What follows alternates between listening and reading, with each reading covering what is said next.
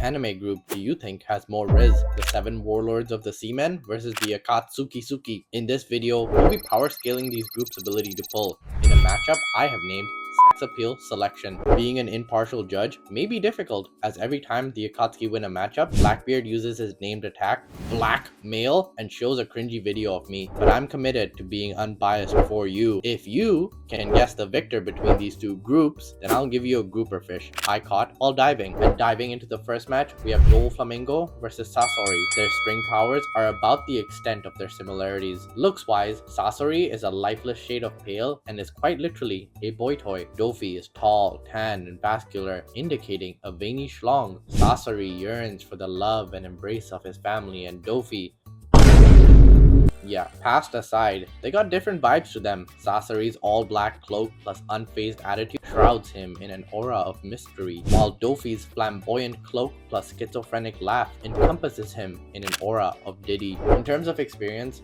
Sasori hasn't been with anyone, unless he got freaky with one of his 100 puppets. I know I would've. I'm joking. I'm not joking. But Dofi has actually been with baddies like Viola, although most of their relationship has a word that rhymes with grape.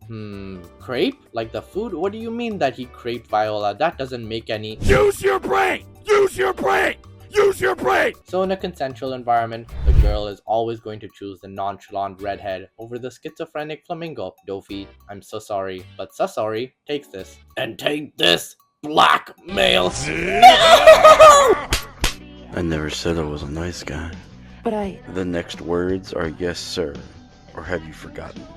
yes, sir. Good. Now ass up, baby girl. Okay, it's over. So let's go under the water and talk about Shark Boy minus the Lava Girl. Jinbei versus Kisame. Alright, I'm just gonna say it.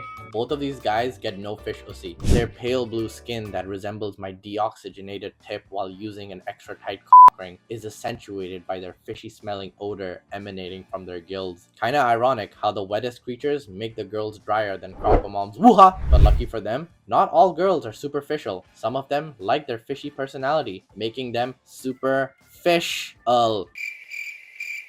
Yeah, pack it up, Sigma Hat, and start filling out those job forms. From all the girls in One Piece, Jinbei got complimented by the second hottest, Nico Robin. And while this compliment did seem sincere, it sounded more like your mom saying, "Wow, what a handsome boy," rather than your crush saying, "Oh my god, Jinbei, you're so hot, put your fish stick inside me."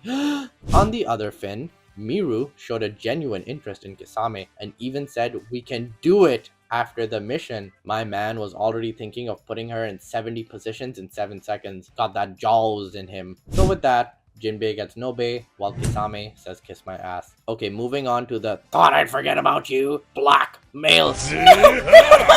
YouTube said I can monetize the sound, but imagine the Kiyomi sound playing in the background. Kiyomi. Kiyomi,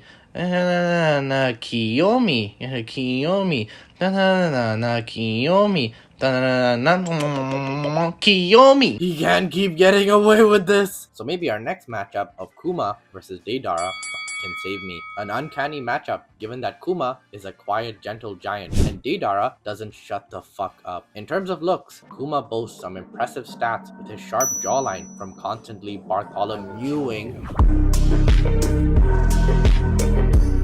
plus 22-foot height from his buccaneer genetics. But even this can't save him. Deidara's long hair, stethoscope plus painted nail combo makes him an e-boy sensation that girls would goon over. Plus I know they're thinking about getting freaky with his hand mounts. Okay fine, I was also thinking about getting freaky with his hand mounts. It's canon that Kuma pushes out people's pain and pull the baddie, Jinny. Deidara, on the other hand mouth, never loved anyone besides his art, which is weird to me because with some of the waifus in Naruto, I'd be painting their face like I was Picasso. Even though Deidara could pull with his looks, once he starts yapping, he scares the huzz away like I'm scared of Blackbeard's attack. Kuma bumps forward. I guess nice guys don't always finish last, and both Crocodile and Itachi make me finish fast. Hey yo, I didn't mean it like that. I just meant I whenever I see these two. And two hands is something they lack because Crocodile has a hooker and Itachi has cancer. So I thought this would be a good matchup since if I had cancer, I'd sell my arm to buy a hooker. Okay, moving on. Both of these two have deep, raspy voices, the type you get in the morning after a night with a hooker. I'd say Crocodile takes the edge in the drippiness category. I'd expect nothing less from a casino owner, but Itachi edges me forward with his looks. The long hair, painted nail plus jewelry combo is deadly. Let's untie this tie. Perfect. And let's decide the winner using their IRL stats. Itachi pulled Izumi, who kinda looks like a female version of him. So I'd f her any day. Hey, calm down. Impel Down is where we learned that Crocodile got gender bended. And this confirmed that Dragon bred Crocomom. But since gender bending is an illegal play in this game, I'll give the round to Itachi. And I'll give you some more blackmail.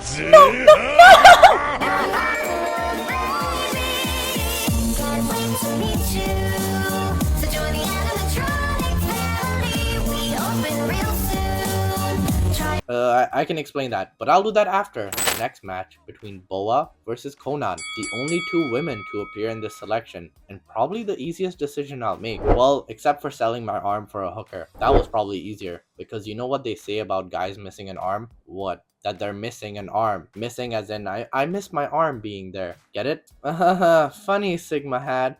I'm gonna forward your email to those recruiters in my LinkedIn inbox. But email could never compare to this e-girl made of male. This might not actually be so one-sided after.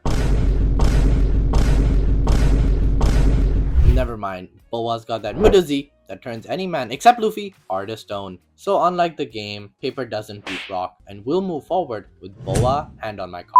And cocks are birds, like hawks. So let's talk about Mihawk versus Hidan.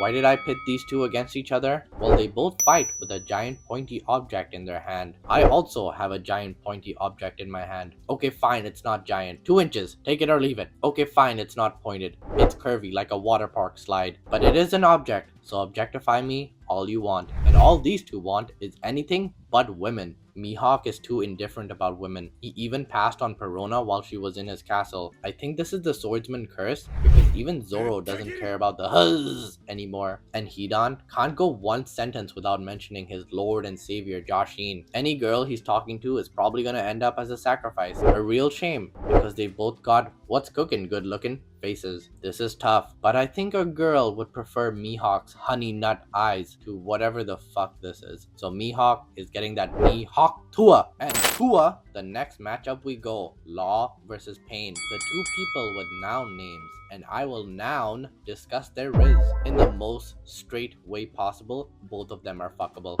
Law could be my surgeon of dick, and I'm breeding all 6 paths of pain in 6 different positions. Okay, that was really sus, but it is not, because these characters have female version of them, so that justifies my inner thoughts.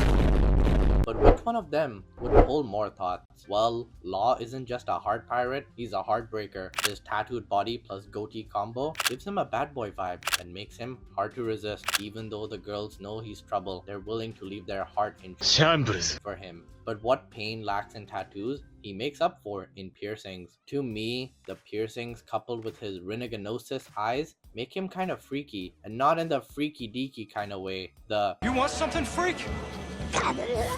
kind of way. Is this the reason that Conan isn't interested in him now? Or is it because he's a corpse? We'll never know. But we will know the winner. I'd have to say, Trafalgar's D is getting me wet. Pain, you got game, but being a soulless ginger nerfs you. That was a double entendre, because he's lifeless. And also, gingers don't have souls. That's what they say anyways. Who's they? Buggy and Obito, of course, because they're our next matchup. Both of these characters are peak because they have a goofy side and a serious side. But on a side note, which one of them gets more side chicks? At first glance, you may think Buggy's too much of a clown to pull, but surprisingly, his Joker aesthetic gets him the psycho chicks. And for some reason, these girls are equally hot as they are crazy. It's like one moment they'll want to go on a picnic, and one moment they'll want to peg you. Crazy. Who would ever want that? And who wants Obito? Well, Rin did before Kakashi gave her the ace treatment, but besides that donut with chocolate sprinkles, Obito's face card is lethal. His facial symmetry is off, but that doesn't stop girls wanting to sit on his face. And let's face it, this was kind of uneven. The matchup, not Obito's face. Even though he's untouchable, all the girls are trying to touch him. Obito, Kamui's ahead. And you'll be dead after this next blackmail. Fuck up!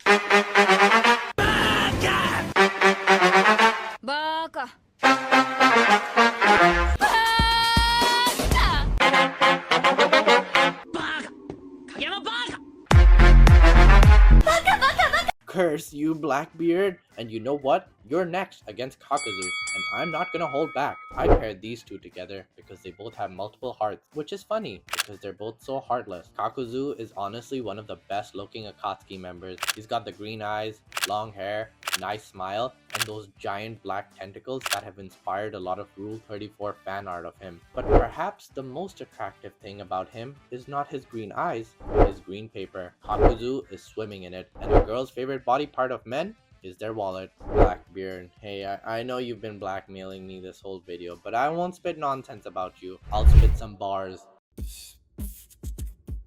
Yo, Blackbeard, you're a fucking disgrace. Waddling around with that fat ass face. You think you're tough, but you're just a joke. Even Bonnie dodged your ass, man. You must be broke.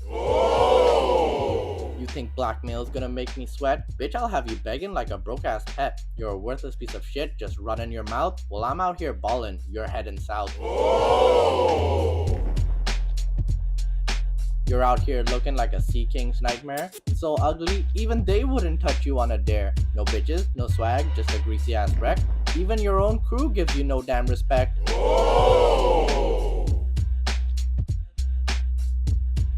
And respectfully, Kakuzu clears and steals all the girls' hearts, literally. You fucker, I'll make you pay for that. Take this, blackmail. Wanna practice with me? I'm having a hard time getting it in. It's fine. I mean, this is your first time, isn't it? Yeah. Man, that was a really embarrassing one. And one matchup is left. I saved the ugliest for last. Gecko Moria versus Orochimaru. I shouldn't even need to explain this matchup. They're both sickly pale, experiment on dead people, and are part of the reptile family. But which one of them is gonna start a family? I know Moria looks like a high-calorie human, or Squidward after eating too many Krabby Patties. But hear me out, he was hot back in the day. Look at this. His jawline is sharper than his sword. I'm sure if he locked in by mewing and exercising, the girls would want to taste his third horn. Horny is a word I describe Orochimaru with. Look at his freaky tongue. You know, the same thing with him. If he got a tan and a haircut, he'd go from a Sanin to Charmin. Since these are both hypothetical, we'll settle this with a draw. Moria decided to experiment on the undead, while Orochimaru did the same thing for the underage, and pedos get nego marks. Gecko Moria moves onwards and gets the gender with the pronouns she, she. So, it looks like we're even, but tied endings suck. Almost as sucky as that hooker I traded my arm. Sigma, enough. The joke was never funny. Sorry guys, he gets carried away. And a way we can settle this is by using the ex-members of each group. Since Ace was offered the position of Warlord and Sasuke was kinda in the Akatsuki, we'll use them. Right off the dome, both of these guys are hot.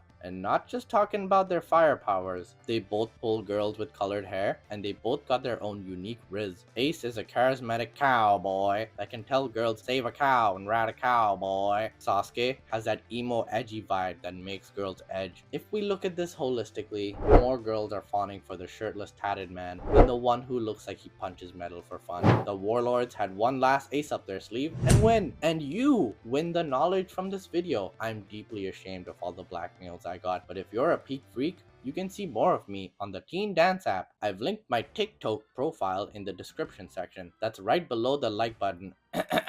But most importantly, don't forget to super your way to the plus button and subscribe for more One Piece and anime content. Bye bye!